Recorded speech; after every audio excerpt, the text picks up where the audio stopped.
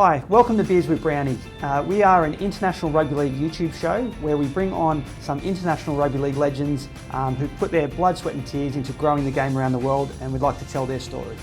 So for every 100 subscribers to our YouTube channel until we hit 1,000, we're going to send out 10 balls to developing international rugby league nations all across the world to help with their development. So we've got 10 balls that have already been sent to Vanuatu, 10 balls to Ghana, 10 balls to Cameroon, 10 balls to the Solomon Islands, 10 balls to Greece and 10 balls to Russia.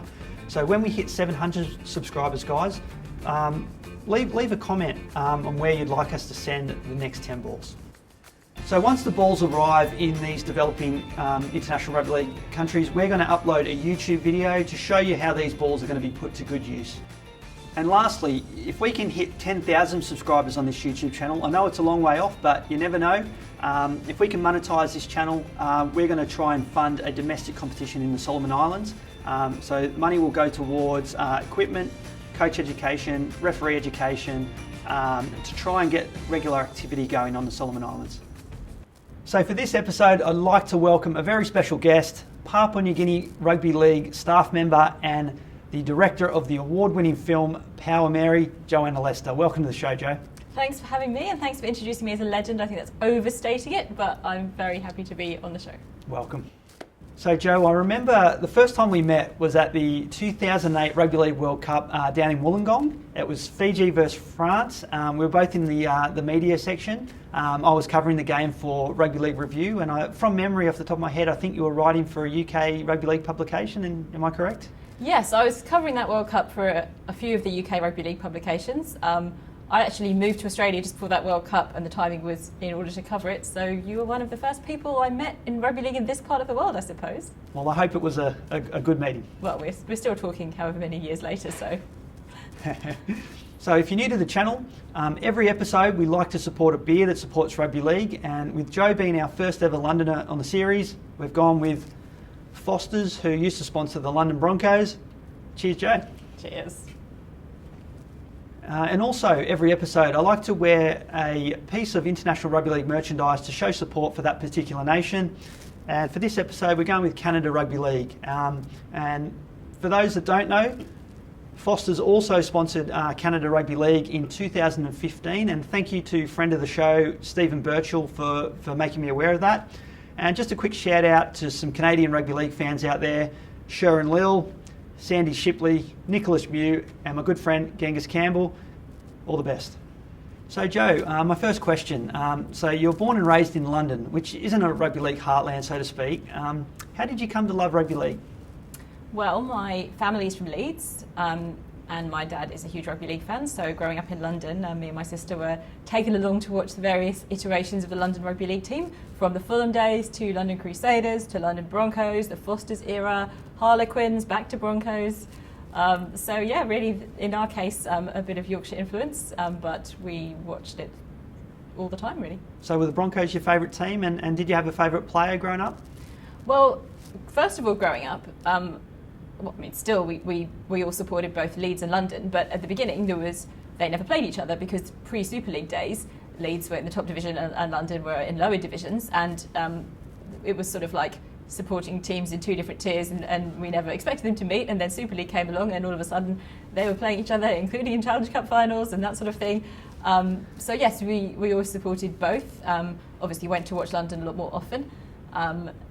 But yeah, both ends of the rugby league spectrum at times, I suppose. So Jo, I lived in London from 2009 to 2018, and your dad's a regular at London Broncos games. I know because I used to sit next to him regularly at the fixtures. Does he still get down to London Broncos games? He certainly does. Obviously the last couple of seasons have been quite COVID disrupted. Not a lot of games at which fans have been allowed, but he certainly does still go and support them. As anyone who's lived in London will know, London Broncos have had a quite nomadic existence. They've played in many different places, some of which are a few minutes from our house and some of which are about 2 hours from, but he still goes and supports them everywhere. So I know just from my short stint in London, they were originally at Twickenham Stoop when they were the Harlequins. I followed them up to Barnet, and you know your dad was always at Barnet, and also back to Ealing. So, and I believe they've moved again to Wimbledon. Is that correct? I think so. Barnet is certainly one of our more local grounds. The Twickenham Stoop was my favourite, actually. Great ground. Great ground, really nice area, and many, many happy memories of those days, especially the 97 season, beating Canberra Raiders, beating Wigan and Bradford that year, finishing second in the competition, actually. Of course, the last season before they introduced playoffs and a grand final is the one when London Broncos finished second and would have probably played in the grand final had there been one that year. One of my fondest memories supporting London Broncos was when the Melbourne Storm had won a grand final, and they'd come and played a warm-up game in London before the World Club Challenge, and that was at the Twickenham Stoop. So that was a great day. So Joe, my next question. So you decided to move from London to Australia in 2008. What made you decide to move down under? Well, I guess like a lot of Brits, I wanted to spend a bit of time living and working down here. Obviously, for me, rugby league and being a bit more involved in rugby league in this part of the world, or just living in a country where rugby league was one of the major sports, was an attraction. And like a lot of Brits, I sort of intended to stay for a year, and here we are 13 years later, with a few different stages in between. But so I came originally on a working holiday, and as I mentioned, timed my trip to coincide with the World Cup. Well, I did the opposite of you, Joe. I went over to London thinking I was only going to be there 1 or 2 years and ended up staying 10. So, we were both in the same boat there. So, Joe, you later ended up working in rugby league in Papua New Guinea, based out of Port Moresby. Tell us how that all came about. Well, I first went to PNG in 2009, so not long after I moved here. Thanks to Taz Bateri, who you've also had on this show. He was part of the sort of organising committee for the Pacific Cup, which was a tournament that year was being held in PNG. And I, as a journalist, I really wanted to cover it. You know, I'd always known and met and interviewed a lot of Pacific Rugby League players in the UK, and of course at the World Cup. And we all know Papua New Guinea's legendary status as the only country in the world with rugby league as its national sport, although Tonga is certainly giving it a run for its money these days. And on Wikipedia, I've heard Cook Islands it's now the national sport, but you know, I don't know whether that's factual. But that's a really interesting point, because a lot of, it's obviously a sport in which the Cook Islands are excelling most on the world stage, both in men's and women's. A lot of athletes in the Cook Islands play a lot of sports, but there would be a fair argument for that, I would have thought. But going to PNG in 2009, working with people like Taz and Brian Canavan, who many people know is a rugby league administrator, and a number of people who are still around the sport, was an amazing experience. And that was when the main ground in Port Moresby, I was going to call it a stadium, but I'm going to call it a ground, was Lloyd Robson Oval. Yep. Many people have seen pictures of, you know, people in the trees and on the roof, and I mean, even I was on the roof. The media box was on the roof. You had to go up a ladder, through a trapdoor, and basically just stand on a corrugated iron roof. Wow. That must be a world first, a media box on the roof. Well, yeah, well, it's not, it's just a roof. But anyway, so I was very fortunate to experience rugby league in PNG as it was then. Adrian Lam was the coach of PNG in that tournament. And ever since then, I sort of wanted to do more with rugby league in PNG, but it was difficult because there's a lot of challenges moving to PNG and just sort of generally living there, and I wasn't really sure whether there would be an opportunity, but shortly before I moved there in 2014, the NRL opened an office in PNG to run basically a community development program, which is funded by the Australian government. It's part of the aid program, and it uses the popularity of rugby league to make an impact in the community. Excellent. And there was a media and communications role on that program for a year to sort of set things up. Right. So I was lucky enough to go up and do that. Oh, fantastic. Well, Joe, when I was in London, I used to see the Pacific Cups, and I noticed you're in a lot of the team photos for the men's and, you know, and later in the women's. So tell us about, that must have been a great experience being so close working with the national teams. Yes, and a huge honour. So when I was living up there already in 2015, that was the first year that PNG Kumuls, the men's national team, was involved in the Pacific Test down here in Australia. It was on the Gold Coast that year. Yeah. Because I was already up there and knew a lot of the staff and so on, they needed a media manager for that particular tour, and because it was in Australia, they wanted someone who had some experience with the Australian media, so they asked me to be their media manager for that Pacific Test in 2015. And the number of tests the Commonwealth have played since then has been regular, partly thanks to the regular Pacific tests in Australia as well as World Cups and that sort of thing. So I've been with the Commonwealth since 2015 and the Orchids since they were established in 2017. Sort of while making a documentary about them at the same time that year, but remained involved since. And it's been quite a privilege to learn so much about International Rugby League from sort of being on the staff of a team as a media manager, and learn a lot from the Commonwealth setup that we've been able to transfer to the Orchids. Excellent. Well, that leads me into my next question, Jo. For those that haven't seen Power Meri, I'd highly recommend going out and watching it. Fantastic film. What inspired you to come up with the idea for Power Meri? Good question.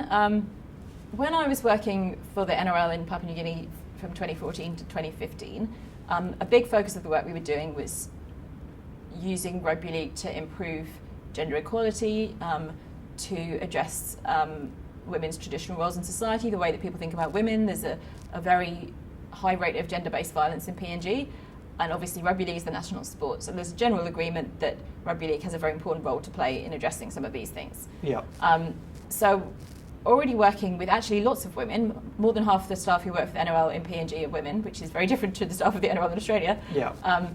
And Power Meri actually means powerful woman or powerful women in Tok Pisin, the language of PNG. So I was already working with many Power Meri, and so I could see that that women in rugby league had potential to have a bigger impact in society in PNG, and these particular women who I already knew and who were likely to form the nucleus of the first Orchids team were people I knew, and we knew each other and we trusted each other, and we kind of had a shared vision about this is a bigger picture thing, this is not just the women's equivalent of the Commonwealth. And so I wanted to capture the Orchids formation and their journey to the World Cup so that anyone who missed that moment in time, well, most of the world, to be honest, wasn't going to actually watch that World Cup, but and many people in PNG wouldn't actually watch at the time, but I wanted to sort of capture the story so that it could continue to be told and talked about, and as a sort of discussion point for this relationship between rugby league and gender equality in PNG. So Jo, for those that haven't seen Power Meri, what would you say to them to make them go out and watch the film?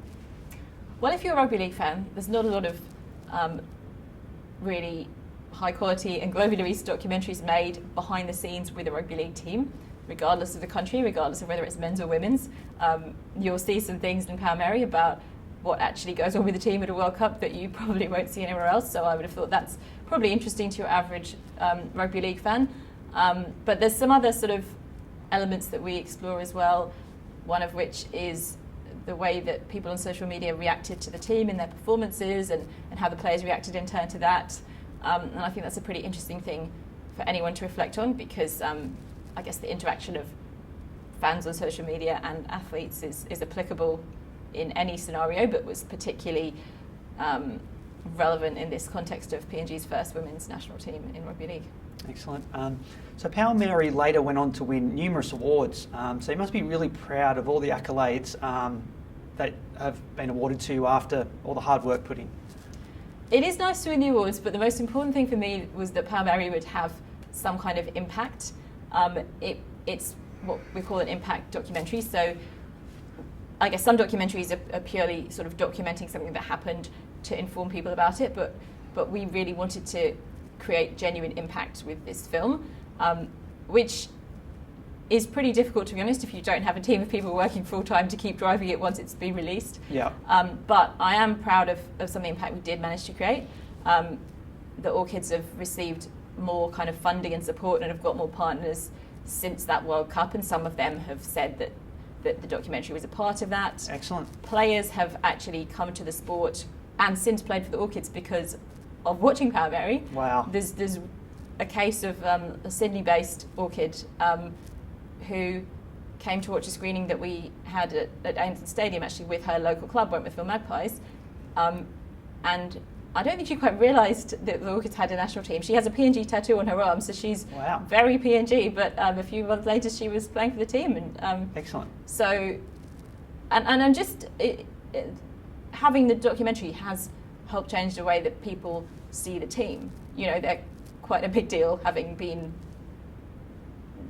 filmed, but also this doco has been broadcast many times in the US, in other countries, at film festivals.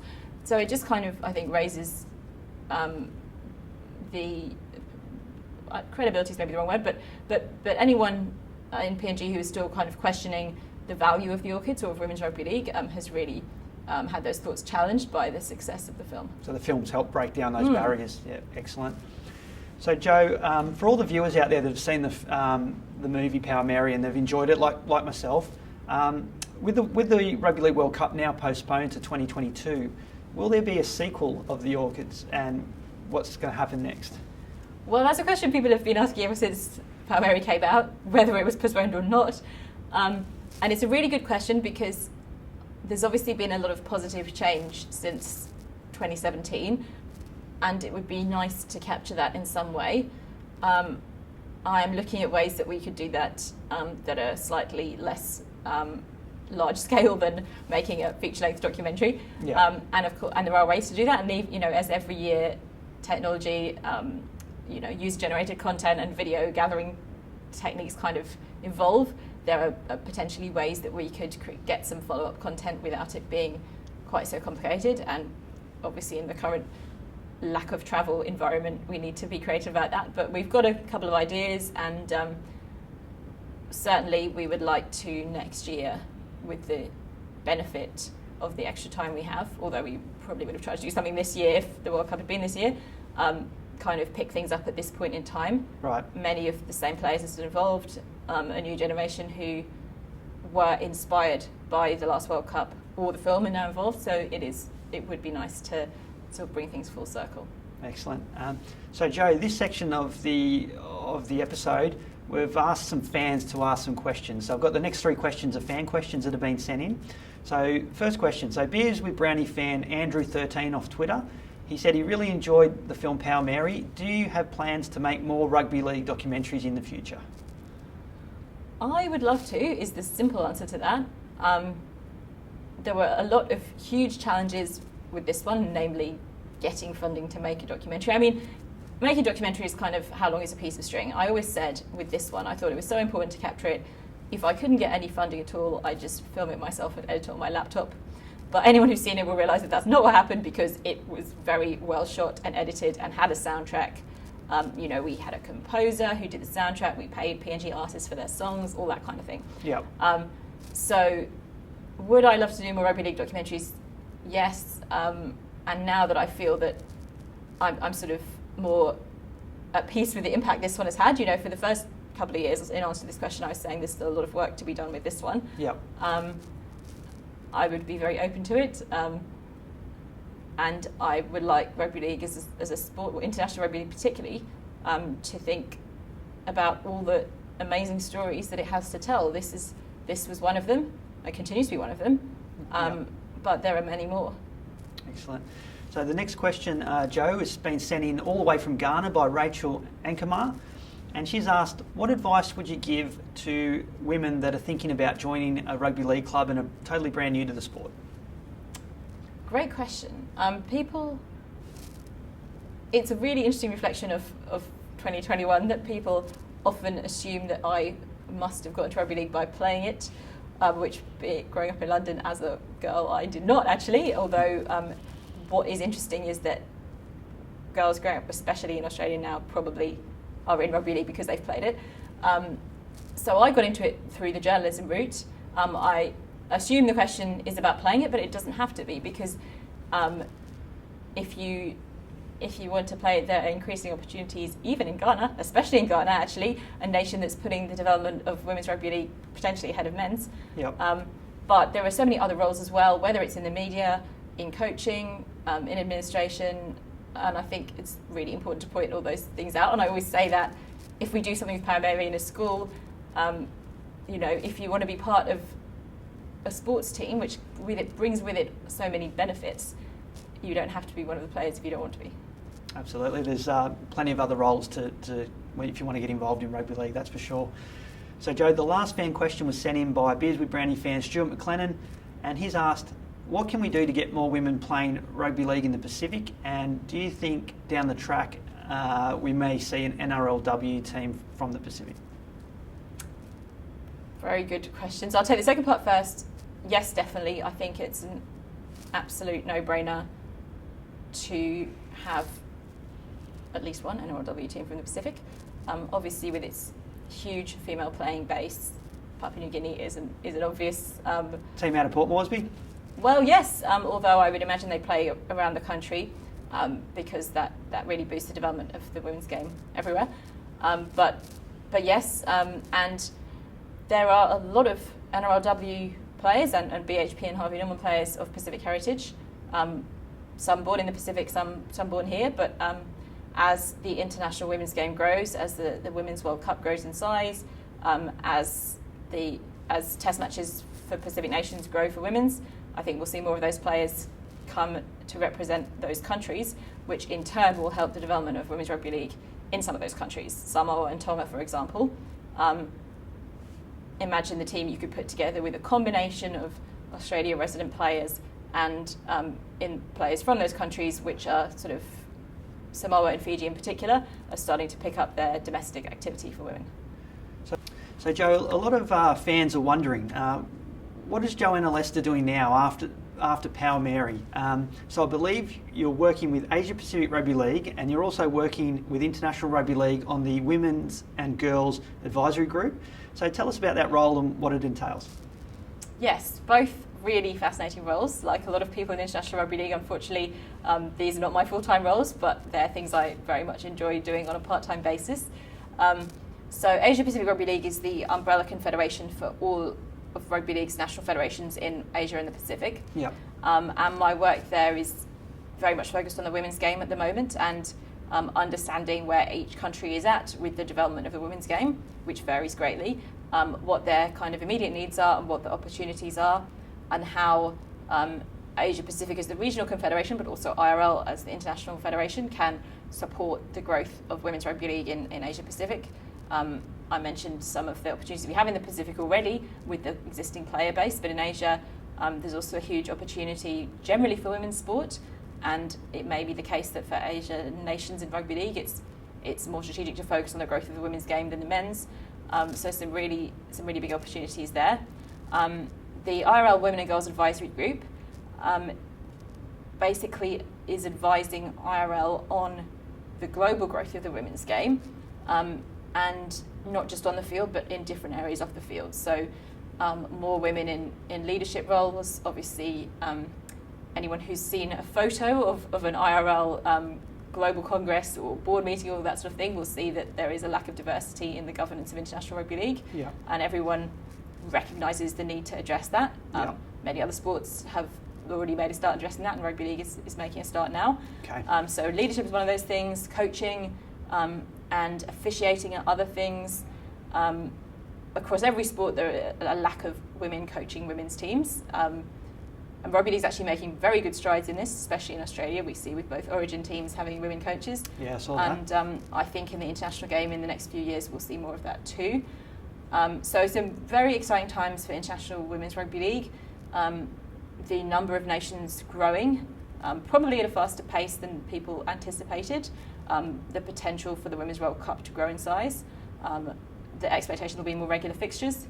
And as all these other competitions grow, like NRLW and the English Super League, they of course encompass players from different countries, of different heritages, and just a larger playing base and more opportunities. It's very exciting.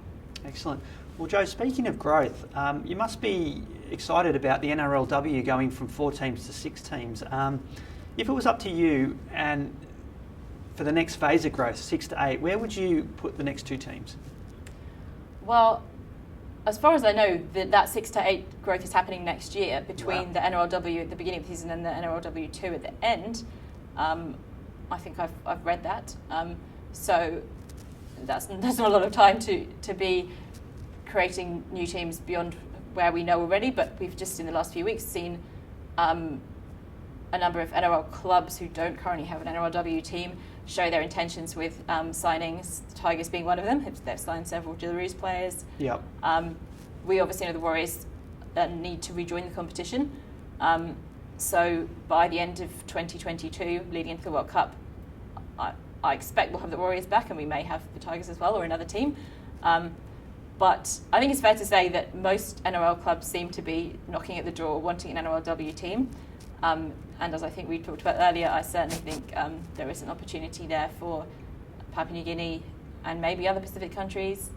And of course, there are various platforms where we can see more action for Pacific women, whether it's an NRLW team, whether it's in the BHP, which is the Queensland Women's Competition, or the Harvey Norman, which is the New South Wales. But both of those have a PNG and a Fiji team in the men's equivalents at the moment. Yep. There's, Women's All-Stars, what could be done there. So ultimately the NRLW is a place for, in my view, more Pacific involvement. But there are other places as well where we might see some action a bit sooner.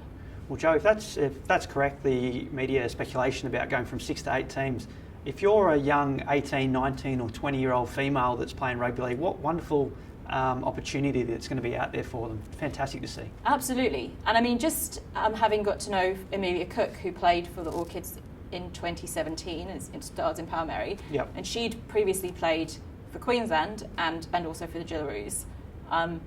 And she, at that time, this is, wind your mind back to just before that World Cup, where really, at that point, women's state of origin was the high performance environment that players had been exposed to, and therefore only 2 squads worth of players, so 50 to 60 players. So Amelia came into the Orchids camp with quite a lot of high performance experience from having been with Queensland. But now, every player who's on the books of an NRLW team is getting that high performance experience and exposure to that environment and all sorts of things that they would not have had at a club level, whether it's to do with diet, physio, all these kind of high performance facets.